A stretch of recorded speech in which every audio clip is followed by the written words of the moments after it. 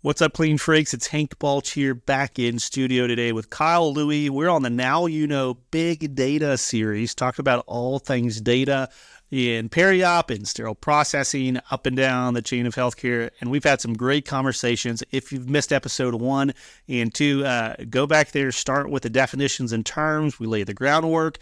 We talked about preference cards and capacity challenges and gaps in episode 2. We get on some soapboxes. That was a lot of fun. And now in this episode, Kyle, we're going to start talking about tribal knowledge and if that's a threat today in healthcare, if it's a big deal and why it's a big deal, and of course the implications around all the data that we've been talking about so far. Yeah, absolutely. A threat is a strong word, right?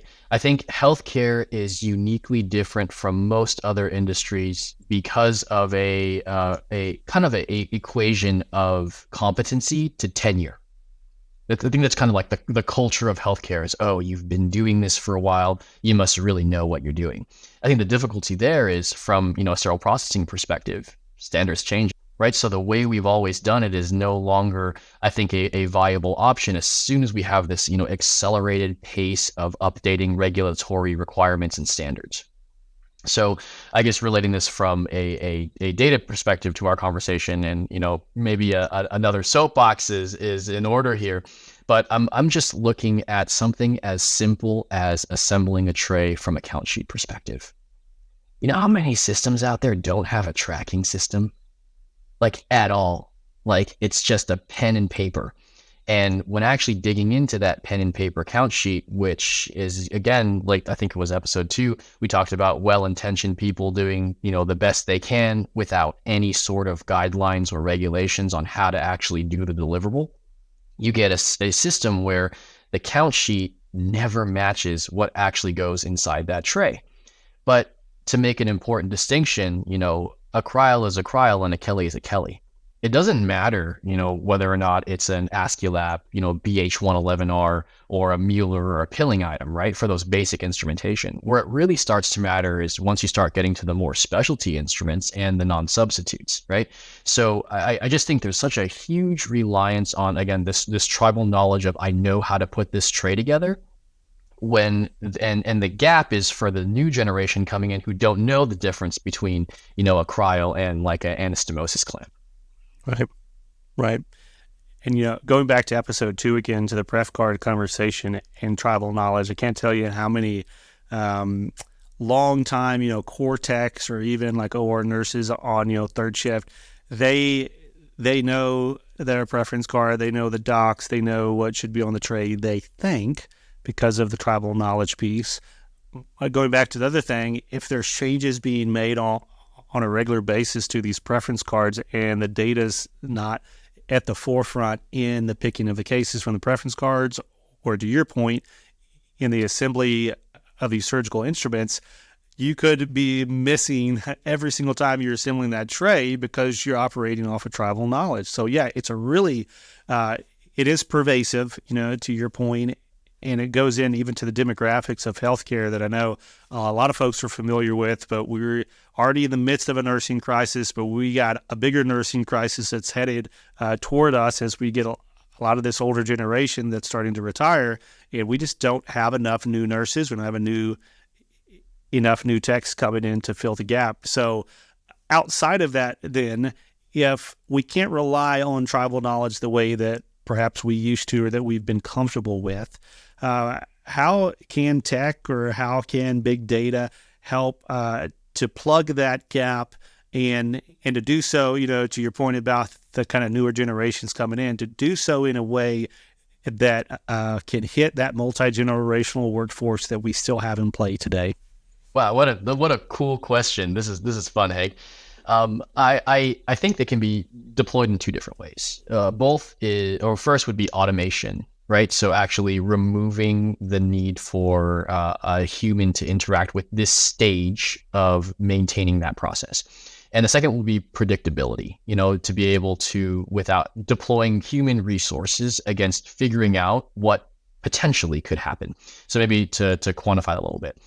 Right now in sterile processing, especially facilities without a tracking system or facilities who do have a heavy emphasis on tribal knowledge and kind of just ignore the tracking system as additional box checking steps we have to do because we're sterile processing and we're already a department of checking boxes. Why not add in 150 more, right?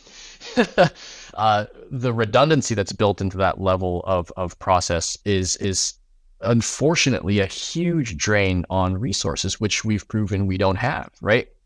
I mean, I don't want to go down this road, so please stop me. But when you can get paid, $4, $5 an hour more going to Walmart than you can at sterile processing, there's a problem, right?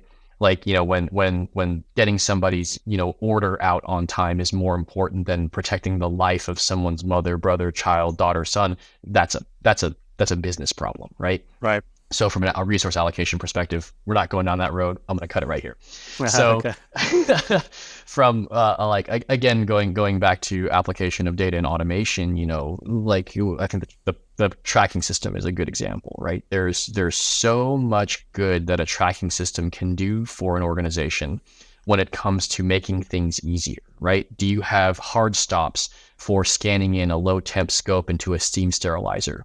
Do you have a hard stop on assembly station because we've been having quality issues with like bioburden and lumens, so we need to be flushing all of our lumen instruments? Does our tracking system do that for us, right? So that's the a core component are the tools that we have available working with us or working against us.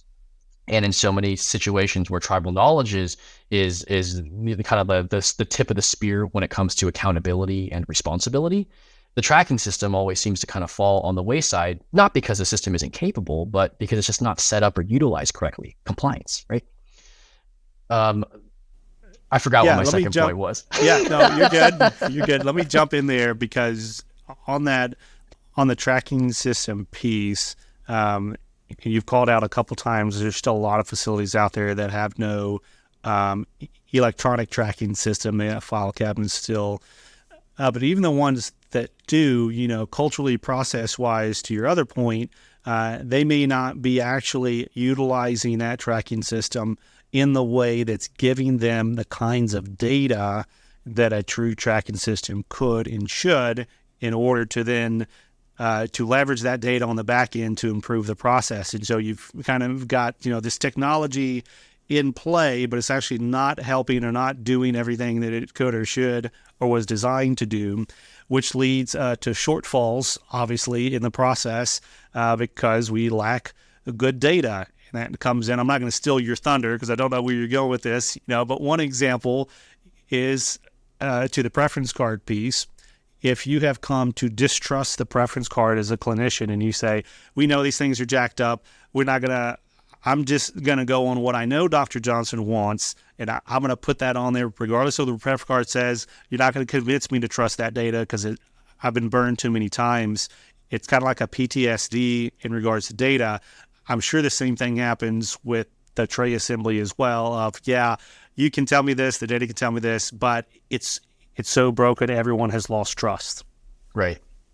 And what we're talking about is a process of rebuilding the foundational data aspects, so like the physical work of going in and changing each Excel spreadsheets to match up with what's really sitting on the shelf.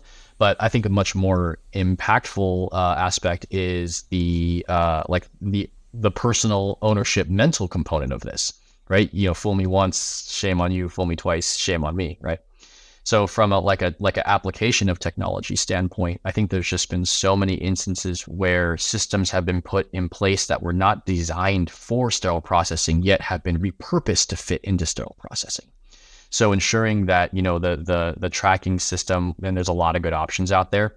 I'm partial to one, but ensuring that the tracking system is being deployed in a way that's impactful, not just for like visibility sake, but for governance sake, having accountability and transparency into sterile processing actions, not just so we can, tag every instance that we had a quality issue, but so we can celebrate every time that we didn't. I think that's the important part and the way technology should be deployed in SPD.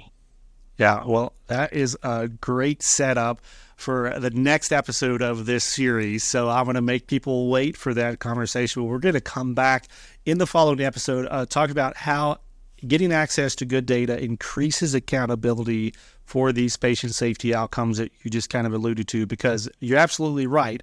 We're talking about data in the process, but we know that it's the patient, it's the person at the end of this process, at the end of this data, and we need to hold ourselves and the process accountable for making sure that that patient is taken care of. So we're going to bring Kyle back again in the next episode of Now You Know Big Data Series. But I want to thank you all for tuning in for these first couple of episodes and ask you to come back again for the next one as we jump into this accountability piece. But before I let you go, I want to remind you one more time, like we do every time on this show, keep fighting dirty.